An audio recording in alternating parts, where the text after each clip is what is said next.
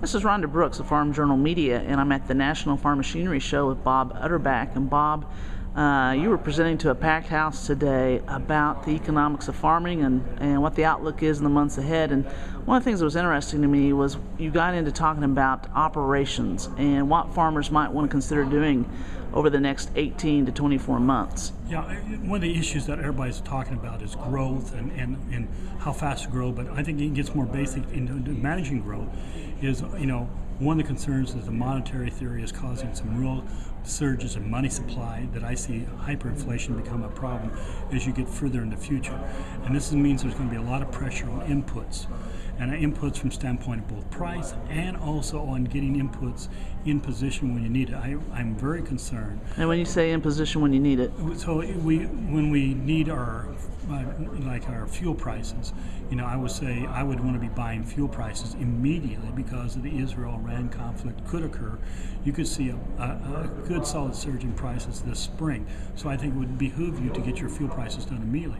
But I'd go even one step further than that. I think operationally on fuel prices, I think it would be very prudent to start thinking about having enough supply on your farm that you could have a whole season's fuel needs bought at one time. In other words, having big bulk storage on farm, so on the dips you can buy it and have it in possession. More and more, you're going to want to have control of your inputs ahead of schedule, because as we go down this path, if we continue to have this deficit problem multiply, which I think we'll have, eventually the day is going to have when the creditors are not going to want to so easily buy our deficit, and this is going to force some government transition in a draconian type way to cut spending, and that will cause, I think, wage and basically political distress. You could have disruptions in transportation, bottlenecks, a lot of strikes, and that implies that if you say you want to have in the barge freight is stored at the wrong time, you might not get your anhydrous ammonia and your fertilizer in position for spring planting. Might not be able to ship your corn out when you want in the fall time period. And so these outside disruptions, where you might not be able to get your truck tires immediately, say you always were used to hand-to-mouth buying strategies, you might, with truck prices going up and tire prices going up, you might really want to start thinking about stockpiling basic essential things that you're going to buy every year, but rather than the agribusiness stockpiling for it, they're not going to stockpile it because the cost of holding it's going to be too high.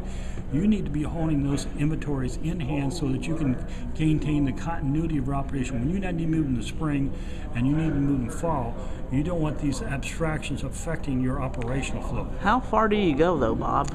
Well, each individual is going to have to address those issues. In the problem of the petroleum is how much security and quality control is going to become. Having bulk storage so you can have your fertilizer in control, because as in the fertilizer and transportation bottleneck, I would try to have my fertilizer in control as soon as I can before, so I don't have to have right on point delivery. Having enough storage on farm to store my anhydrous ammonia on farm. These are directions that I think I would be working on for operational efficiency, so it is not impaired by outside forces that I control. I can control that. I can't control a dock strike.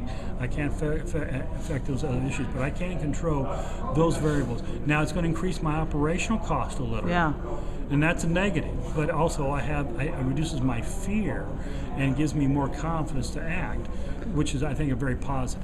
Yeah, that is a really good positive. And along with those lines, because it kind of raises the panic in my throat, I think, okay, maybe it costs me more right now, but if I can't get fuel, the cost of that could be worse than in the future than it is right now. Right. Another thing is for confinement hog operations, anybody that uses a lot of electricity, I think you've really got a rude awakening coming out here in the next 3 to 5 years as EPA restrictions that will continue to reduce energy output demand, but energy demand increases. There's going to be a big price surge, I think, in energy demand. So a farmer, now the efficiencies of having on-farm power generation could become more effective.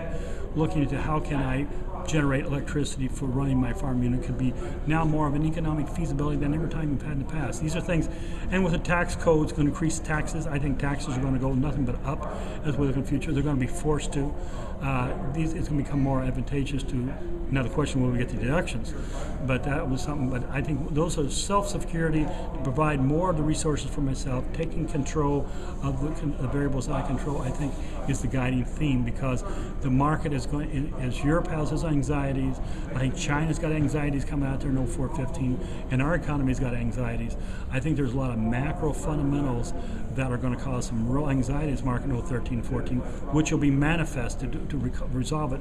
We'll have to stimulate the money supply, and the money supply will lead to, I fear, a hyperinflationary environment that farmers have not really had to deal with. It had a little taste in the 70s, but it would be, I think, excessively higher than anything we've ever seen in the United States. Wow.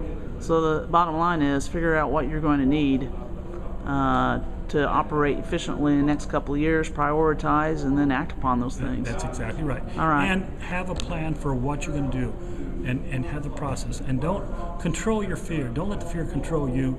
Having a plan, a process of how you're going to basically, maybe have a little more higher cost, short term, but long term, I think you'll be much, much more comfortable. All right. Thank you, Bob. My pleasure.